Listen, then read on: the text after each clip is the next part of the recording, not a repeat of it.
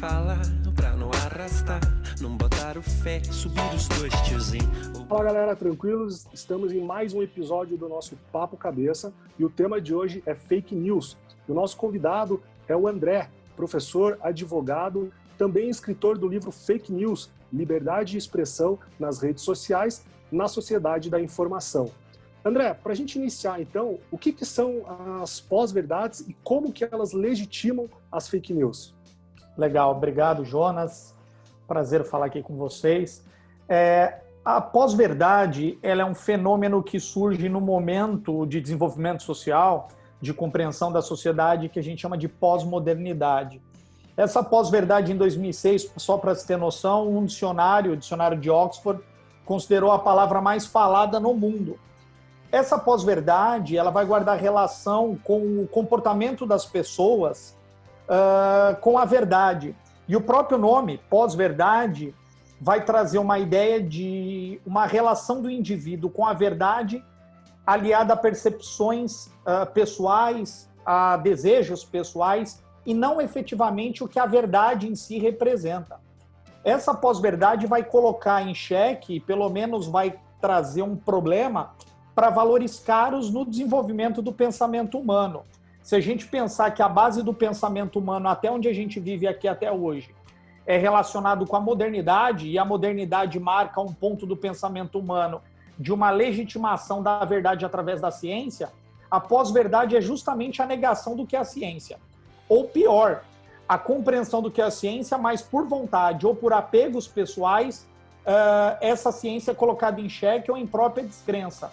Isso vai permear uma noção no conceito de verdade enquanto ciência, ou de uma verdade trazida através da ciência, ou da própria noção de verdade dentro dos fatos. A gente pode ter fatos notórios, fatos comprovados pela própria evidência dos fatos, mas que dentro de uma compreensão de uma ideia de pós-verdade, a ideia da verdade desses fatos, ela é travestida ou não compreendida com base em apelos pessoais. Então, por exemplo, a água ela é composta de duas moléculas de hidrogênio e uma de oxigênio, H2O. Eu, com base no pensamento de pós-verdade, acredito que isso é uma mentira, eu não acredito. E aí eu posso afirmar, não, mas isso é provado cientificamente. E eu, dentro de um comportamento de pós-verdade, falo, tudo bem que é provado, mas eu acredito que a água não é isso. Eu acho que a água é O2H e não H2O. A discussão com base na pós-verdade vai justamente colocar em questão o que é a verdade. Se antes a verdade é difícil de ser comprovada e de diversas formas até refutá-la, dentro de um pensamento de pós-verdade é plenamente possível isso. Esse conceito de pós-verdade é o que justamente vai legitimar um protagonismo das fake news. As fake news não são um fenômeno atual, as fake news existem desde quando o homem é homem, né? A relação do uso da mentira de forma endêmica para alguma conquista, algum objetivo, quer seja ele político, quer seja para manipulação da opinião pública, quer seja para ter capital social em redes sociais, por exemplo. Mas a pós-verdade é um fenômeno que legitima uma cultura de fake news, porque justamente motivado por uma descrença no que é verdade ou de uma compreensão do que é verdade, mas não de uma afirmação com base em crenças pessoais, essas fake news ou a desinformação ganha protagonismo justamente legitimado por uma base de pós-verdade ou uma sociedade pós-moderna onde é possível existir a pós-verdade. Legal, interessante. E quais são as iniciativas, na verdade, de checagem dessas fake news e, de fato, a influência que o cyberativismo tem em cima disso tudo? Legal. As iniciativas de checagem, a gente tem alguns sites importantes de checagem das fake news, por exemplo, boatos.org, a gente teve aquele Sleep Giant que durante algum tempo fez um pouco de barulho aí nas redes sociais, e temos diversas iniciativas, principalmente sobre órgãos de imprensa, que hoje buscam ter iniciativas de checagem dessa informação ou das notícias. Eu sempre coloco que isso é um viés duplo, principalmente sob o ponto de vista de órgãos de imprensa, mas o fato é que existem órgãos e existem plataformas onde é possível hoje checar a veracidade dessas informações, justamente para combater o fenômeno da desinformação. Eu costumo dividir a desinformação em três grandes guarda-chuvas. O primeiro da fake news, e a fake news enquanto objeto ou ferramenta de manipulação da opinião pública. Nós teríamos as junk news, que seriam aquelas informações de fast food ou de junk food. Elas não servem para nada, mas são informação. Ou as joke news. As joke news relacionadas a conteúdo de brincadeira, jocoso. Então, são 3 manifestações. O fato é que as fake news, enquanto ferramentas de manipulação política ou de jogo político, que é uma desinformação com uma finalidade perigosa, elas vão guardar relação com um fenômeno do nosso tempo, que é o cyberativismo, onde por algumas iniciativas dos particulares, e eu acredito que essa é a melhor forma de regulação, esse cyberativismo possibilita o combate desse fenômeno das fake news.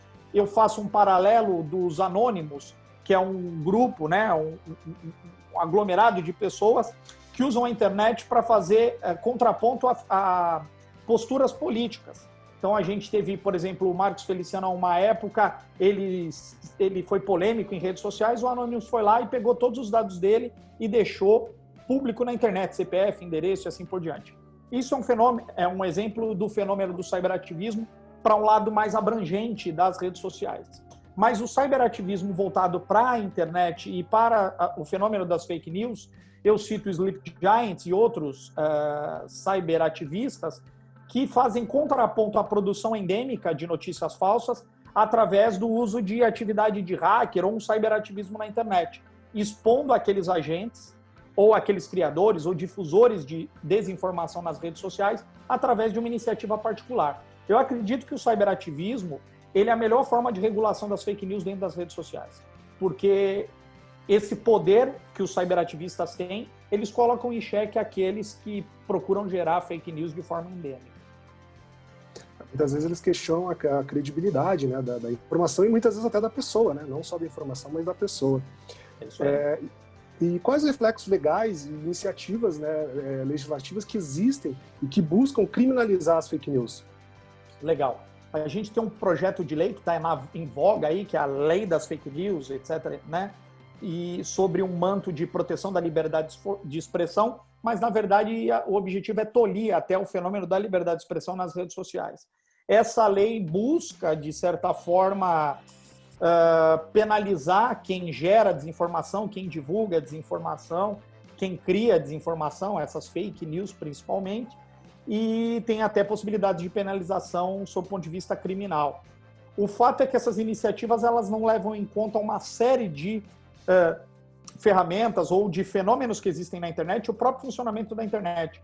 A internet não é um ambiente possível de regulação somente através de lei. Existem outros vértices dentro da internet que são necessários de regulação para que a regulação seja efetiva. Essa lei das fake news, ou lei de liberdade de expressão, ela não leva em conta esses lados. Então, acho que ela é inócua, é uma lei perigosa.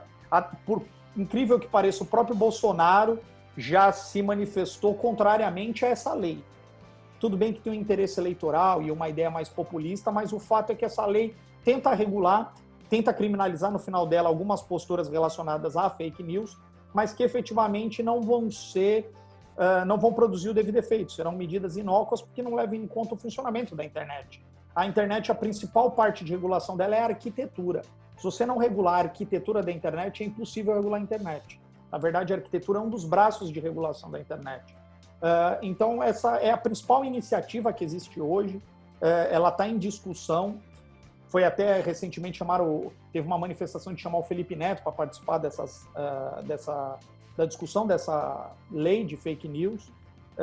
Aqui eu não vou fazer juízo de valor se é adequado ou não é adequado, mas o fato é que essa lei é a lei atual. A ideia dela é ser um grande guarda-chuva, muito parecido com o que foi o Marco Civil da Internet para a regulação da internet. Essa lei busca tentar ser um guarda-chuva geral para as questões de liberdade de expressão nas redes sociais. Embora a liberdade de expressão seja o fundamento do uso da internet, o Marco Civil da Internet trata de outras questões que não só a liberdade de expressão.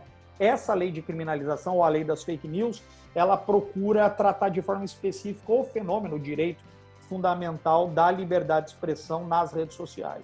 E óbvio que aí vai se relacionar efetivamente com a produção de desinformação. O artigo 1º dessa lei vai falar exatamente até ao que ela se aplica, né? Que é principalmente as redes sociais com mais de 2 milhões de seguidores, tal.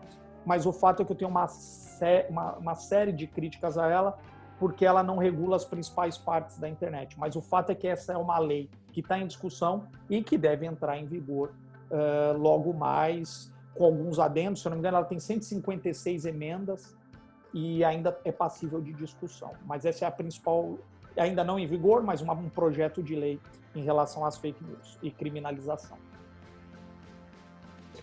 Isso aí, André. Queria agradecer, André, pela sua participação no nosso Papo Cabeça aí. Maravilha, eu que agradeço o convite, a oportunidade de falar disso e fico à disposição para outras oportunidades. Agradeço a oportunidade.